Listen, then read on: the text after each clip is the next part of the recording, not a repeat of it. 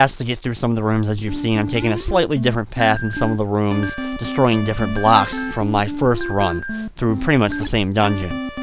Get to this middle area, now we have to deal with the spikes again.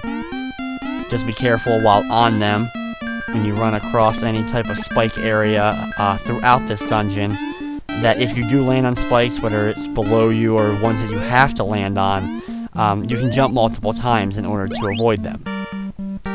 Now up there, I grabbed a potion item, which all that really was a boost to my point score. Or at least I think it's only a boost to your point score.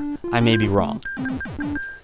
Run across the middle of the room, go across the spikes that we're forced to run across, and then when we get to the end, we'll enter the number 2 door.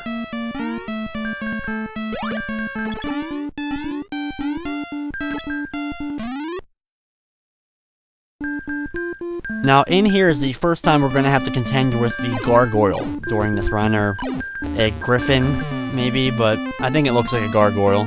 Anyway, by defeating him, we'll get the key. He is definitely the hardest of the 4 ones because he has homing attacks. His attacks that he shoots out can home around you, and as you can see, he followed me all the way across the top here, and finally hit me one last time to get rid of it. But, just like the other castle, you can destroy these blocks, and then inside of it is the moon item. So we now have replenished our health back to full.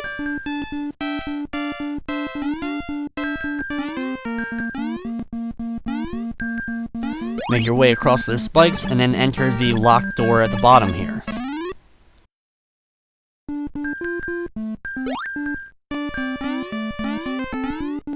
Run through this pretty easy room, just gotta go from the left to the right here, and then when you get to the end, climb up the stairs, or if you jumped in the middle, go up the stairs anyway, and enter the number 3 door.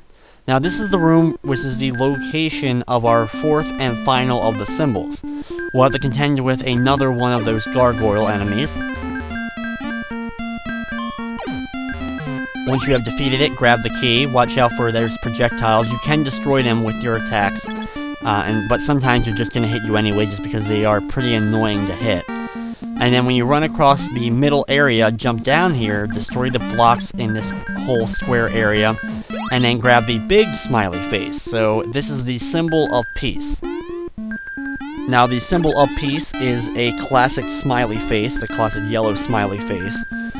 Now that we have it, we now have all 4 of those symbols, and now all we have to do is complete the castle, or the dungeon, in order to complete the game. Now this is where the whole maze starts again. We went through that second door. We're going to run up here to grab a key, not enter the key door, but go back down to the door that we came in. Once you've entered that door, we're just going to go to the left and enter the door right next to this.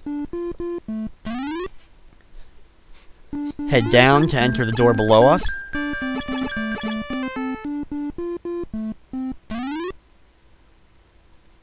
And then jump across the lake, get a running start if you need to, and enter that one.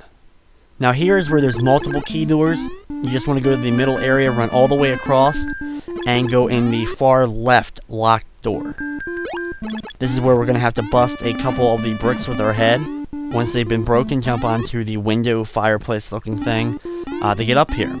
Now in this room, you want to break the block, grab the key if you want to, but we aren't going to need it. And then destroy these blocks in order to get over to the left here. Use your momentum to jump up to this area, destroy the blocks, and then enter the door for the ending of the game, where we get our bad ending. Nice try, but not good enough for Wizard. Try again. So you do all that work, complete the game, and it gives you this lousy ending of nice try, but not good enough for Wizard. So after that, you will probably be pretty disappointed, turn off the game, and probably never touch it again. But if you decide to play the game again, and by again I mean a couple more times, 3 more times in total, you will be rewarded with the good ending. So here I am on my 4th run of the game, getting ready to complete it.